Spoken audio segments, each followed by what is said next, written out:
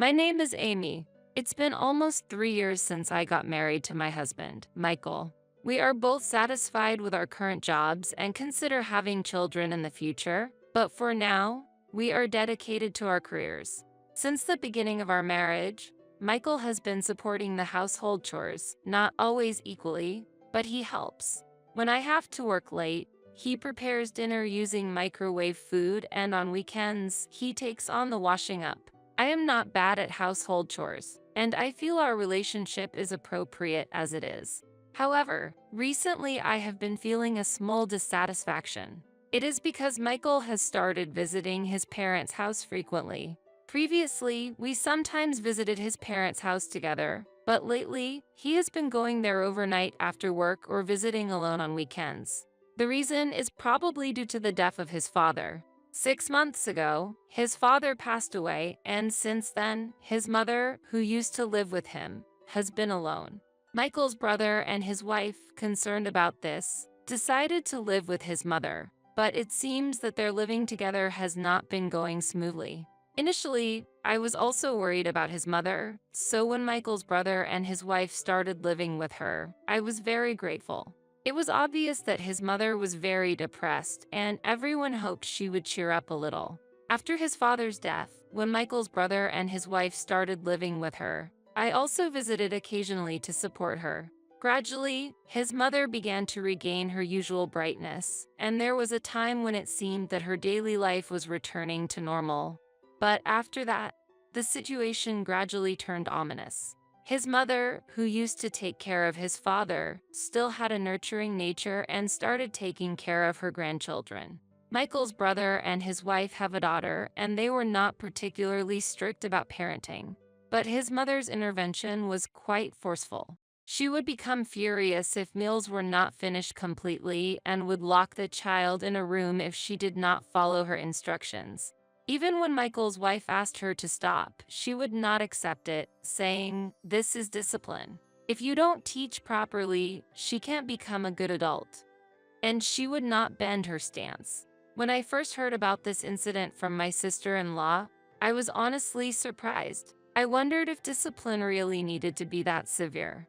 However, since I do not live with them, I felt I had no right to say anything, and I just listened to my sister-in-law's troubles. Meanwhile, one day, my sister-in-law reached her limit and made a suggestion to my mother-in-law.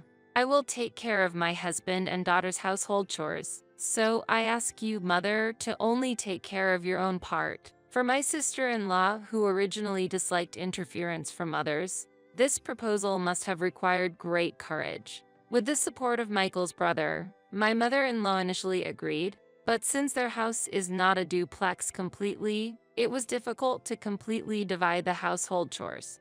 Eventually, his mother started interfering with Michael's brother and his wife's household chores again. She entered their room without permission to clean and threw away clothes their daughter liked because they were old. She also ruined my sister-in-law's fancy clothes by washing them as usual. My sister-in-law must have been angry inside but suppressed it and indirectly asked her to stop. "Moving around makes me feel better," my mother-in-law said somewhat oppressively, but my sister-in-law's feelings were completely ignored. My sister-in-law did not feel any effort from my mother-in-law to understand her emotions deeply, and her anxiety and irritation continued to be overlooked. Subsequent events also took place, completely ignoring my sister-in-law's plans and intentions. Despite my sister-in-law's carefully considered meal menus, my mother-in-law prioritized her own preferences and, without warning, purchased multiple lunches on her own.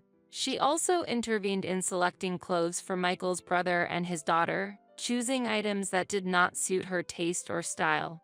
The clothes chosen by his mother were not usually fashionable but rather were often cheap sale items. His 5-year-old daughter, who had begun to develop her own opinions on clothes, showed no interest in his mother's selection. Initially, Michael's brother and his wife tried to accept the situation calmly, but over time his mother's dissatisfaction became apparent, and she frequently complained, "Why won't she wear what I bought?" In response, my sister-in-law tried to get her daughter to wear the clothes his mother bought, but the daughter steadfastly refused. As expected, My mother-in-law was quick to be angry and sulk, and gradually her dissatisfaction turned towards her daughter-in-law, and harsh words were frequently thrown at her. Thus, my sister-in-law found herself caught between family members and was placed in a very difficult mental state. She endured daily stress while desperately hoping for an improvement in the situation, all for the sake of maintaining peace within the family. Although I couldn't actually do anything, she thanked me by saying, "I could only endure because of your support, Amy. I truly appreciate it." I felt somewhat useful and always listened attentively to my sister-in-law's stories. In such circumstances, an incident occurred. While Michael's brother was away on a business trip, his mother asked my sister-in-law to go shopping. My sister-in-law thought about taking her daughter with her, but his mother said, "I'll take care of her, so go by yourself quickly," and reluctantly, she went alone. However, what my sister-in-law saw when she returned was appalling. Her daughter was completely changed. Her neatly grown hair had been roughly cut off. What happened? This hair. My sister-in-law panicked and rushed to her daughter, who softly answered, "Grandma did it." She confronted her mother-in-law in the kitchen, demanding, "Why would you do such a thing without permission?" But his mother simply said, "Long hair is just in the way for an active girl," and did not apologize at all. Her daughter kept crying, and it was painful for her mother to see, which made her cry too.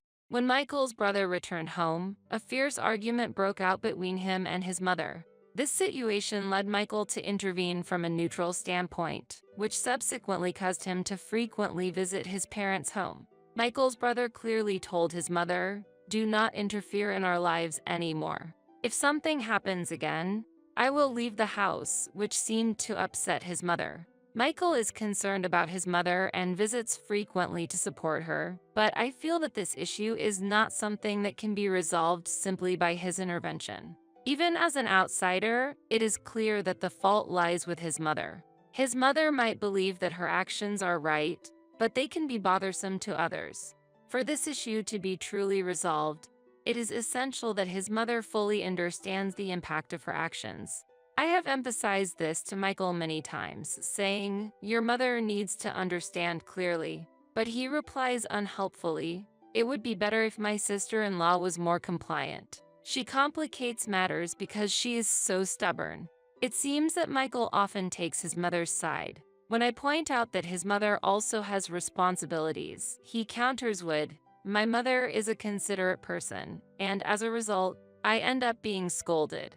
I believe that when people do something for others, they do not cut someone's hair without permission. But to avoid making matters worse, I kept silent. No matter how often Michael goes to his parents' home, it is clear from his behavior that no resolution is being reached. I myself have been busy with work and have had few opportunities to visit his parents' home, but out of concern, I contacted my sister-in-law to inquire about her recent state. As expected, my sister-in-law's and her husband's stress seemed to have increased, and she shed tears over the phone. I appreciate that Michael confronts his mother, but I'm convinced that the fundamental problem won't be resolved unless she changes herself, she said. I completely agree. The feeling of helplessness overwhelmed me when I think about why Michael focused on short-term solutions and failed to understand the deep feelings of his brother and sister-in-law. While enduring these mentally tough days and wishing to somehow support his sister-in-law and her husband, I returned home from work one day to an unbelievable scene. "Welcome home, Amy," greeted his mother. Mother? Why are you here?" I was surprised. When I asked a question, Michael appeared from the back of the room and said, "I invited my mom here." She seemed uncomfortable at home, while laughing amiably with his mother. Truly, this is no laughing matter. Bringing his mother to our home without permission is not an acceptable action. Holding that thought, I confronted Michael when his mother went to the bathroom. "What's this about? You didn't discuss this with me, did you?" However, Michael justified his actions as if they were appropriate, saying, "Mom just accumulates stress being in that house. That's why I thought a change of environment was necessary." According to Michael, this was supposed to improve his mother's situation, but deciding without consulting me is unreasonable. This only increases my irritation towards him. Indeed, our apartment is family friendly, and although there indeed was a spare room, it was intended for future use for our children and was then being used as a storage room. Michael has arbitrarily turned it into his mother's room. How long do you intend to have your mother stay here? I asked, to which he replied, well, we'll see how it goes, and then immediately started using his smartphone. Just as his mother returned from the bathroom, I was unable to continue my conversation with Michael. Considering the situation of his brother and sister-in-law, I understand that it is important to keep a physical distance from his mother, but I also live in this apartment. Honestly, it is difficult to live permanently with his mother. Nevertheless, since Michael brought her home, I cannot easily ask her to leave. Feeling the need to address this situation, I sent Michael a message during my lunch break the next day saying, I want to talk without your mother tonight. Let's meet outside after work. I specified the time and place. After work, I went to the agreed place, but no matter how long I waited, Michael did not show up. He didn't reply to my messages, and I couldn't reach him by phone. Worried that something had happened, I decided to go back home. To my surprise, Michael had already returned home when I got there. I couldn't hide my confusion. Didn't I tell you in the message that I wanted to talk? Why did you come home first? I questioned him. I asked Michael in a low voice when his mother was not nearby. Why do we need to talk? Mom is alone at home now. We should return quickly before she feels lonely, he answered. I was left speechless by his response. I was just dumbfounded and couldn't hide my surprise. I had not thought Michael could be this incomprehensible. Previously, Michael's brother and his wife lived close to the parents' home, and our interactions with them were frequent. Because of this, I often relied on Michael's brother and his wife, since we rarely visited his parents' home. I had not realized how much Michael indulged his mother. What should I do? Thinking about this, I couldn't concentrate at work and took the afternoon off, returning home early. That day, his mother said she was going out with a friend, so no one was at home, and for the first time in a long while, I was able to relax alone. Then the doorbell rang, and when I went outside, several large packages had been delivered. Michael doesn't usually shop online, and I hadn't ordered anything recently, so I was suspicious. When I checked the shipping label, all the packages were addressed to his mother, and Michael's name was listed as the sender. Michael intends to keep his mother in this house permanently, I realized immediately. In the evening, I received a message from Michael saying, I'm having dinner with Mom before coming home. At that moment, everything seemed foolish to me, and my affection for my husband rapidly cooled. Previously, I had strongly desired to resolve the issues with his mother, but even that desire had faded. That night, I went to sleep alone without waiting for Michael and his mother to return. The next day was Michael's day off, and while I was having breakfast, he got up. Mom's packages might arrive today, so please receive them. I'm going shopping with her, he said nonchalantly. Without looking at him, I replied, I sent them back. He suddenly got angry and shouted, why would you do that? Calmly, I responded, it's difficult for her to live here permanently without discussing it. Michael became furious and said, then you can leave. But I no longer felt shocked. I left the house and went to my parents' home. During that time, Michael contacted me several times, but each message was essentially telling me to apologize. Fed up with the nonsense, I immediately blocked his calls. Later, I prepared the necessary documents and decided to return to the apartment in a few days. When I pressed the intercom, Michael appeared and said mockingly, have you finally come to apologize? While glaring at him, I declared, I'm coming back to this apartment. Hearing my statement, he seemed to misunderstand that I was apologizing. I did not miss his smug expression. I continued to speak calmly. So, could you and your mother please leave this place? What? His eyes widened in surprise. As he looked confused, I took out some documents. Remember? This apartment originally belonged to my parents. Michael's eyes widened further, and he was clearly shaken as he lost his words. Ignoring Michael, I continued talking. And here is the divorce form. Sign it. If you don't want to, I will go through a lawyer. Don't think you can avoid the divorce, okay? Michael's face turned pale rapidly, and he started to panic as if he finally realized the seriousness of the situation. He suddenly changed his attitude towards me. He repeated meaningless apologies over and over and made various excuses. But those words no longer reached me. My determination to divorce Michael had not changed. Seeing him panic, I felt no sympathy at all, which probably meant that my love for him had been gone for a long time. Still, I gave him one last warning. Hey, don't bother your brother and his wife anymore. If something happens next time, I will support them and make things difficult for you. Hearing this, Michael's shoulders slumped, and the next day, he left the house with his mother. The two returned to his parents' home, but Michael's brother and his wife are no longer there. After his mother came to our house, his brother's family moved out immediately, and they are now living peacefully as a family of three. Meanwhile, I live alone in the apartment, enjoying fulfilling days in both my work and private life. I still maintain a close relationship with Michael's brother and his wife, meeting occasionally to dine together. However, I have completely cut ties with my former husband and his mother, saying I will never interact with them again. For myself, this has become an opportunity to aspire to a more peaceful and happy life, paying attention to avoid similar situations in the future.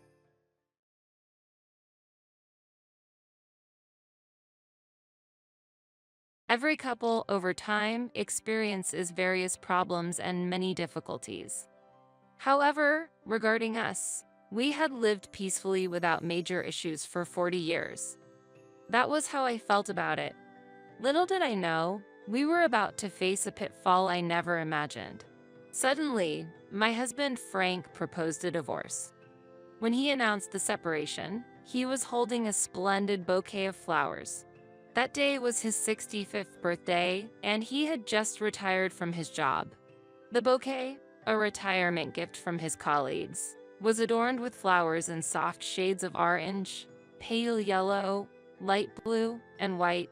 Looking at the bouquet, I couldn't help thinking, oh, it looks expensive. Maybe worth $200 or $300. A bit stingily. As I was absent-mindedly staring at the bouquet, Frank gently smiled and handed it to me, saying, "Dorothy, thank you for all the hard work." How embarrassing. Reflecting on it, I realized I had never received a bouquet from Frank since we met. He always said, bouquets are an unnecessary luxury. So whenever we celebrated, we always dined out luxuriously.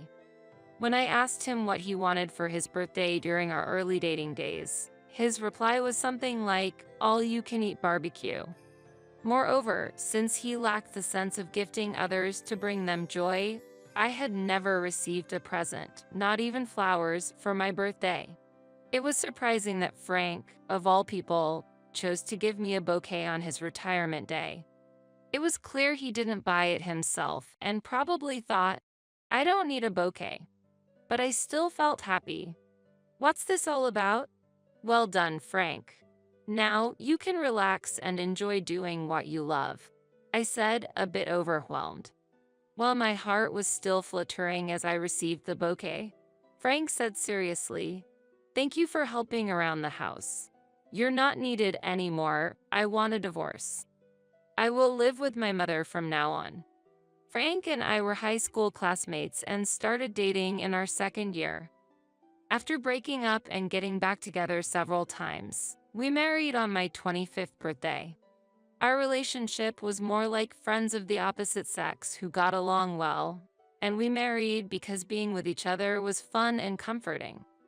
We have 2 children, but parenting wasn't too burdensome as our parents loved their grandchildren and actively helped out. We were able to enjoy work and leisure, sometimes together and sometimes separately with our friends. This is why we faced fewer issues than a typical couple. There was just one instance when Frank had an affair in his 40s, and by the time I found out, they had already broken up. I discovered a photo of Frank cozily close to his mistress, presumably taken during a company trip, in his bag about 6 months later. Even though we had a friendship like marriage, finding that photo was a huge shock. When I confronted him, he readily admitted to the affair, which lasted about 2 months after the trip. He told me plainly, "I felt lonely when you were busy with work and often stayed in hotels, and my heart wandered to a female assistant." Maybe I should have expressed more strongly how much that incident had shocked me. But in the end, you were the best. That girl always wanted accessories or to watch foreign romance movies, which was troublesome. "I've come to appreciate your good points again," he said, and I felt inclined to forgive him. So, we didn't take any major steps like divorce. I realized I had also been underestimating Frank, so I decided to quit my job and reflect on this. That was about the extent of our major marital issues. But it seems it wasn't the same for Frank. He said he had felt uncomfortable since our honeymoon.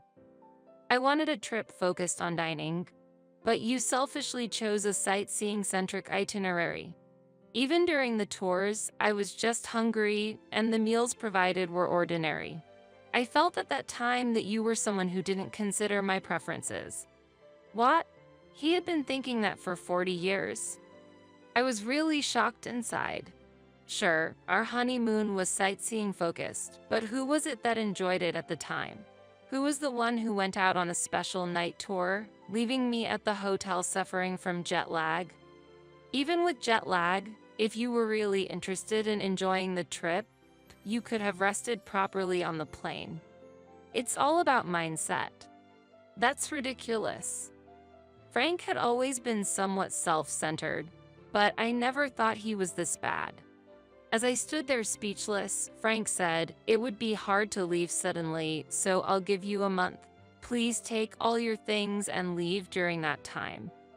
And then he went back to his room. Thinking of pleasing Frank, I had prepared high-quality beef, fine wine, and cakes made by a renowned pâtissier, all arranged on the living room table. And I had even laid a stylish tablecloth.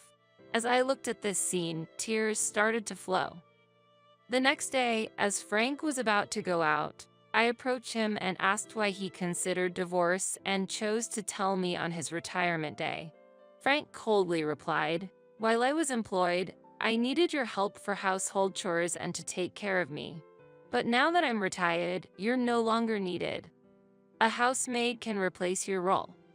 After that, Frank hardly interacted with me, didn't eat the meals I prepared, or even gave his laundry for washing. When I asked how he was managing meals and laundry, he said he was using restaurants and coin laundries. "I've made preparations so I can live without you." Nowadays, a man can manage alone. I see, so Frank really only saw me as a household helper while I was working. I was also working and contributing $2,100 a month for living expenses. And to think this is what it came to on his retirement day.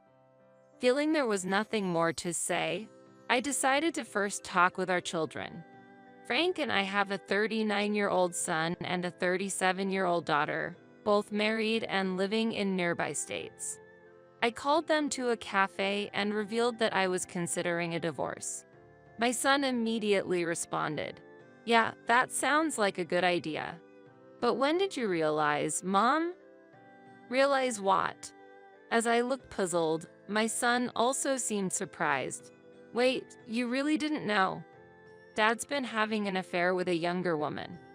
My son said he saw Frank and a young woman heading towards a motel while he was walking in a busy district on a sales call. When I expressed shock, Frank initially panicked, but then said, "It's just for fun, Mom knows about it." "Remember when you were 20, how Dad had an affair with a colleague from work?" Mom was calm about it then, and I thought it would be the same this time. My son casually mentioned this, Frank having an affair again, and to think he was deceiving me with such lies. I had believed him when he said he would live with his mother after our divorce, but that turned out to be a lie too.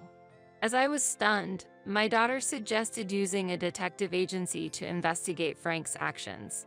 Indeed, there's no point in just being shocked. It would be regretful to let this end without doing anything. I decided to conduct a thorough investigation. After a week of investigation, it was revealed that Frank's mistress was a front desk worker at his company, and he was giving her a set amount of money as an allowance every month.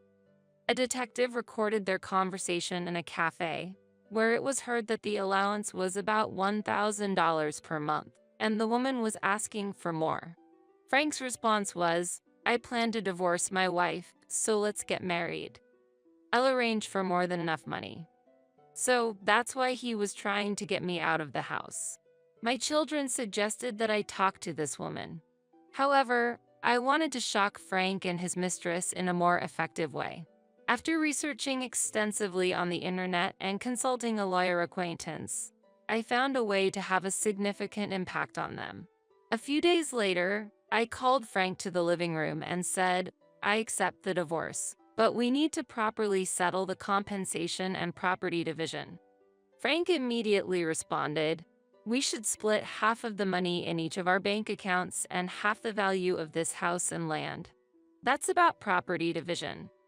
But first, let's talk about compensation. I intend to demand $50,000 from you." Why? Late life divorces aren't uncommon. Why do I have to pay that much? As Frank scoffed, I showed him several photos of his affair. "This should explain why you need to pay compensation," I said, and Frank looked shocked. "Besides, I recorded your conversation, and I know she gets an allowance of $1,000 every month. Oh, and planning a trip to celebrate 3 years of dating and marriage? That means for 3 years, you've been giving her $1,000 monthly. That money belongs to our marital assets, so I'll include it in the property division." One more fact. Frank had left an open credit card statement scattered everywhere. After collecting and scrutinizing them, I found suspicious expenses totaling over $20,000, including stays at high-end hotels in the capital and purchases from famous international brands for women. I would also include these in the property division. By the way, I found a lease agreement for an apartment from 3 years ago under your name. I had a detective check, and it turns out your mistress lives there. I'll include that rent in our shared assets too. As I calmly presented all these facts, Frank's face went pale. A natural reaction considering these amounts added up to nearly $100,000. It was later revealed that Frank had about $50,000 in his account at the time. Frank thought he would just have to pay me half of that, $25,000, but with a total of about $150,000 in savings calculated, he now needed to pay me about $75,000.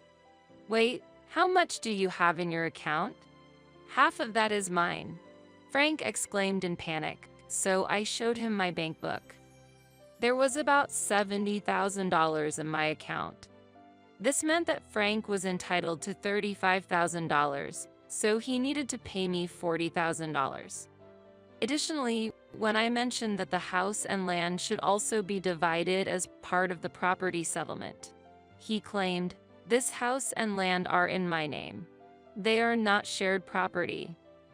However, legally, the house and land are considered shared property regardless of whose name they are under. I should also add that I've paid for all the house repairs from my account. Remember, this house was second-hand and needed repairs several times? The total cost was about $50,000, so you owe me half of that, $25,000. Even if we sold the house and land and split the proceeds, Frank would not end up in debt, but he was quite disappointed, thinking he would receive the entire sale profit. But I just laughed and said, "Too bad. Here's the divorce papers." As I handed them over, I saw a slight smile on Frank's face. Pretending not to notice, I urged him, "Sign it quickly. I'm planning to submit it right now." After he signed on the spot, I grabbed the documents and hurried to the city office. When I returned home 30 minutes later, Frank was sitting confidently on the sofa. It seemed he thought everything was resolved with our earlier conversation. Then I delivered the final blow. Let's talk about your retirement benefits. His face showed full confidence. Unfortunately, I haven't received my retirement benefits yet. They won't come in for another 3 to 4 months. We're divorced now, so that money isn't shared property, he declared, just as I expected. Feigning surprise, I asked, really? That's terrible. How much will you receive? Frank proudly answered, $120,000. Impressive, right? That amount is average for a small to medium-sized company. So, I'll be receiving $60,000, right? Wait, hold on. The retirement benefits will be paid after our divorce. Frank replied in shock. That's the thing. Even after divorce, retirement benefits are subject to property division. I read online about a case where a couple divorced 5 years before retirement, and the retirement benefits were divided. So, if you don't sell this house and land, your assets will be negative. But even if you sell, you won't get enough money to satisfy your mistress. With that, Frank looked completely stunned, his mouth agape in disbelief. Poor thing. By the way, when we had the house appraised, it was valued at about $300,000, including the land. If we sold it, we could each get about $150,000. But Frank's mistress had insisted on not selling the house, so Frank reluctantly agreed to pay me $150,000. Including the $50,000 in compensation, Frank ended up with a total debt of $200,000. It's puzzling why his mistress, who is still in her 30s, was so smitten with the older Frank and fixated on that house. Despite being old, the single-family house in the city with good transport accessibility must have been attractive. After they remarried, Frank's new wife's parents brought all their furniture and moved into that house. As a result, Frank, who had planned a leisurely life with his retirement benefits, property division, and pension, now had to support his new wife and her parents with just his pension, while also struggling to repay debts.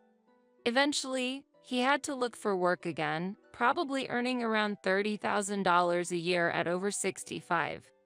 Additionally, since I claimed $20,000 in compensation from his new wife, their marital relationship is reportedly very strained. It's only a matter of time before Frank loses that house. Moreover, due to the rental apartment he rented for his mistress, which was occupied by someone else, a breach of contract occurred. I notified the real estate management company, resulting in a penalty fee. Really, it's quite pitiful. As for me, I had a good income originally, so I moved into a luxury apartment after the divorce and am living comfortably. I work 3 days a week at a supermarket that hires people even at 65. My daughter's house is nearby, so I live in peace. My granddaughter, just entering middle school and in her rebellious phase, cares for her recently divorced grandmother and visits often. She's a very kind girl. Though I no longer have a husband, my time with my granddaughter has increased, and I'm truly enjoying these happy moments.